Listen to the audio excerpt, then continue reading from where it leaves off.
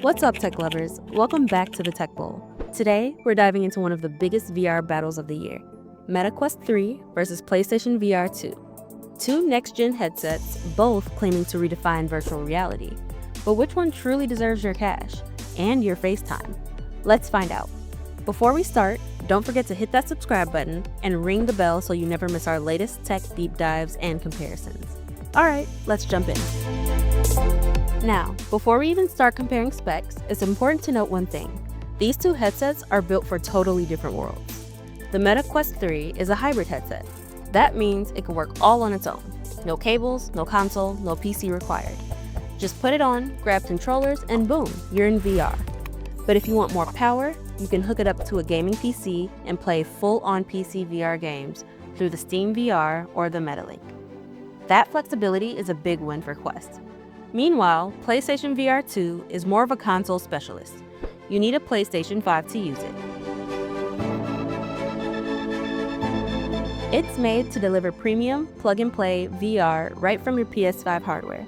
Sony did confirm that PC support is coming soon, and that could change the game entirely. But for now, it's very much a PS5 accessory. So, with that said, let's talk hardware. Let's start with what your eyes will actually see. Both headsets deliver slightly over 2,000 pixels per eye, so they're both sharp.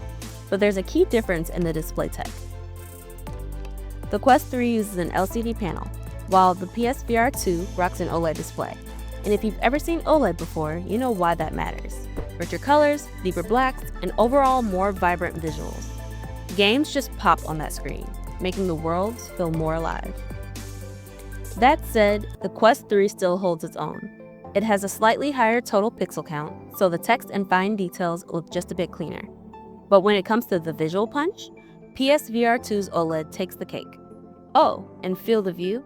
PSVR2 edges out the Quest 3 by a few degrees. It's not a massive difference, but it does make the experience feel a bit more immersive. More of your real-world vision is covered by virtual reality. Both run smooth at up to 120Hz refresh rates, so gameplay looks fluid and natural on both sides.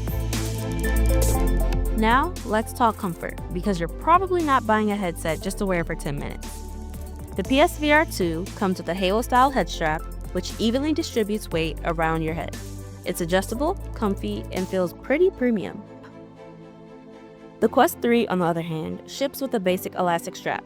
It's lightweight, but honestly, not the most comfortable for longer sessions, unless you upgrade to a better strap like the Elite strap. But here's where the Quest 3 wins: freedom. The PSVR2 has a cable permanently attached. You're literally tethered to your PS5 with a USB-C cord. Not a deal breaker, but it does make movement limited. Meanwhile, the Quest 3, totally wireless. You can walk around, turn 360 degrees, or even play PC VR wirelessly using AirLink. That freedom boosts immersion, especially for action games. So, comfort-wise, PSVR2 might feel a little better on your head, but the Quest 3 gives you freedom to actually move your head. Next up, controllers. Meta went all in on redesigning their controllers for the Quest 3. They ditched the big tracking rings completely, giving the controllers a cleaner, sleeker feel. Tracking is now handled by the headset's cameras, which is surprisingly accurate. Sony, on the other hand, kept the classic ring design for the PSVR2's Sense controllers. But they packed in advanced haptic feedback and adaptive triggers, the same kind of tech that made the PS5 DualSense controllers famous. This means when you pull a virtual bowstring or hold a gun in-game, you can feel it in your hands. It's incredibly immersive. So in short, the Quest 3, lighter, more compact, greater tracking. PSVR 2, heavier, but much more tactile and immersive with the haptic magic. Let's talk about what actually makes a VR headset worth owning: the games. The Meta Quest 3 has the advantage here. It has a massive standalone game library and access to all PC VR titles on Steam VR or Rift through PC connection.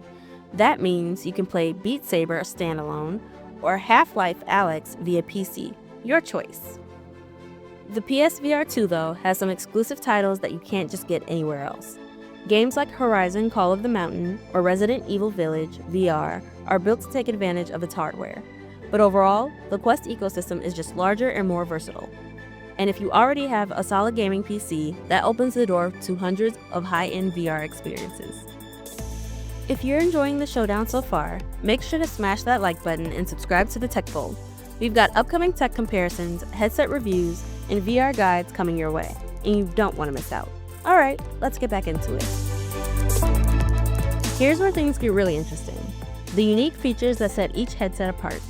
The Quest 3 introduces full-color pass-through mixed reality. The headset uses external cameras to blend your real environment with virtual objects. You can literally see your room, furniture, or walls while still interacting with digital items. It's like AR and VR had a baby, and it's awesome.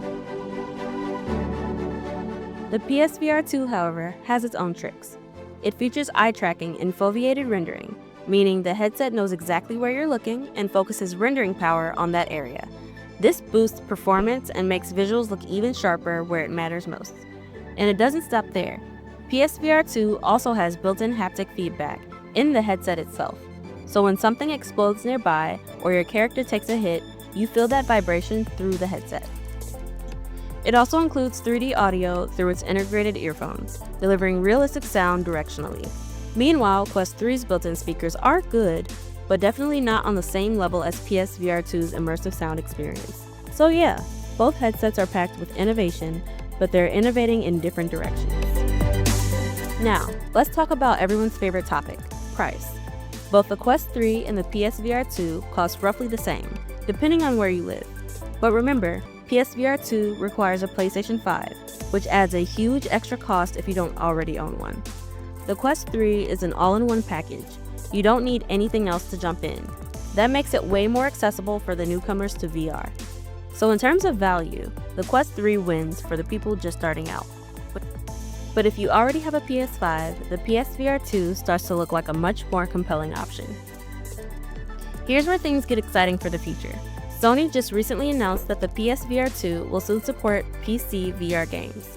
If that happens, the PSVR2 suddenly gains access to the massive Steam VR library, and that could completely change the game. Meanwhile, Meta continues to push mixed reality and wireless features for the Quest 3, showing their focus on making VR accessible and mobile. So both companies are pushing VR forward, just from different directions. One from the console world, one from the standalone space.